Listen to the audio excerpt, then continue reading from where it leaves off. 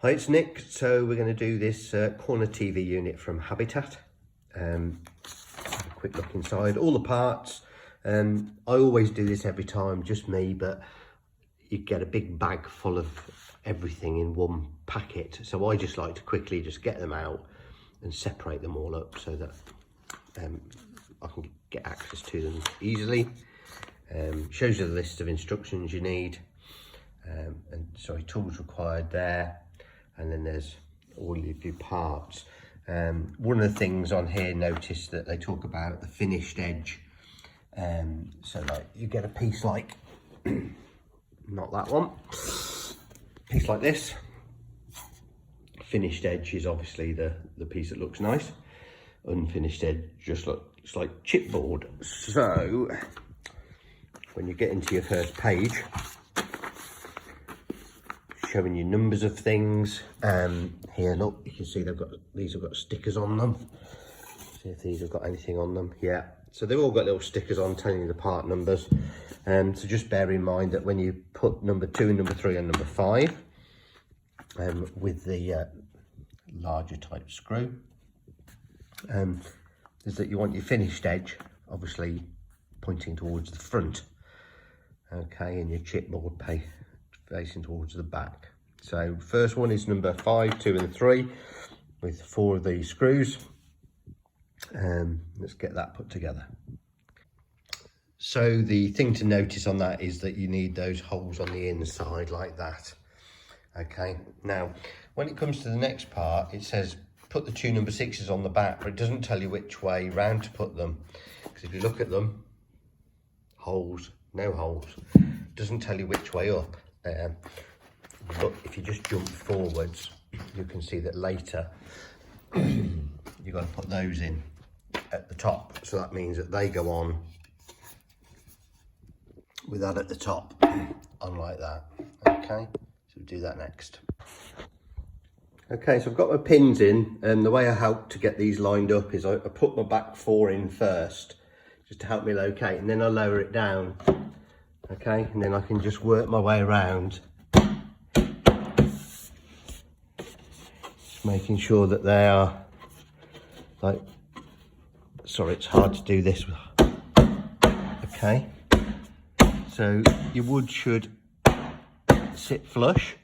Okay, and now all you've got to do is turn these. So excuse me while let's see if I can do it with this one. Let's see how far they turn for you.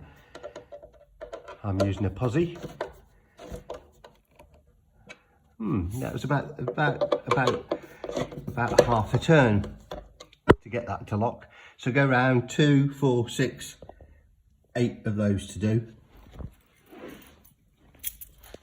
Okay, obviously if you've done it right, you'll only be able to see wood. If you can see a dull material, you've got one of those on upside down. So I'm just going to lock up my cams. Okay, so just on the last part then, it's to put these pins in these holes. Doesn't tell you in the instructions, but they only go in to see where my thumb is. There's a little shoulder. Yeah, they only go in as far as that, so don't over tighten them. It's one of the reasons I don't really use an electric screwdriver that much, is because you can force things. I prefer to do these by hand. So you get 8 of those in there, then you can turn it over, and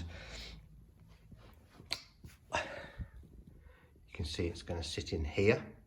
Okay, and then you've got what is called the locking cam. Now another little footnote on these is the way you know that they're the right way around. See if I can you see at the top there, there's a little arrow.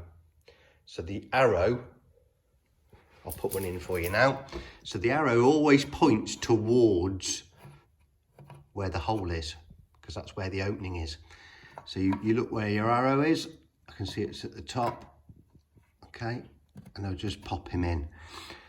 If you haven't got it quite straight, you might find that your pin doesn't go in. So you can just get a little screwdriver and just make sure he's straight. Once they're all in, you can then go round and you tighten these. I'll check in a minute, but it's round about, to about 20 past, I think, just over a quarter of a turn, but we'll do those in a minute. Okay, so that's those on there. And the next one is to get part number 4 and fit the little grey feet onto the bottom. So when you look at number 4, turn him over, and you'll see there's a little hole. Okay, follow around, not these big holes, the little holes. There's 5 little holes like that, and then you've got these short screws, okay, through the centre of that, and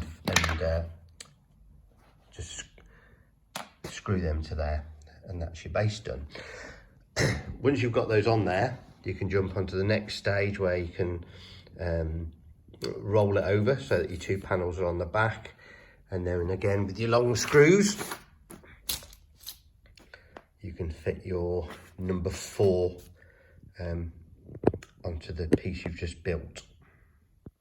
So the instructions said light on its side. I personally found it easier to turn it upside down, okay, because what I like to do is I'll locate my first screw into my first hole. I can see it lines up pretty much with the front. Swing this one round and make sure that that's lined up with a hole, and then you'll usually find that most of these will then drop into the other holes. You might have to just make sure that that's lined up, but they've gone into their holes, okay. I've looked through and I can see they're lining up. You have to be careful with this stuff, it's only chipboard. You put a screw through wrong, you'll push it out the sides and wreck it, particularly if you're using an electric screwdriver, because it happens quite quickly. So I'm going to get those all tightened up now, and then we can move on to the last part. So the last couple of things you've got left, these little brown plugs, and they're just for popping in there to make it look a bit tidier. There's 4 of those, and then you've got 2 safety straps. Doesn't say exactly where to put them, just kind of on the outside edges. You fit those to there with there's a couple of black screws, fit them to there, and that's so that you can fix this to the wall for safety reasons, okay. And that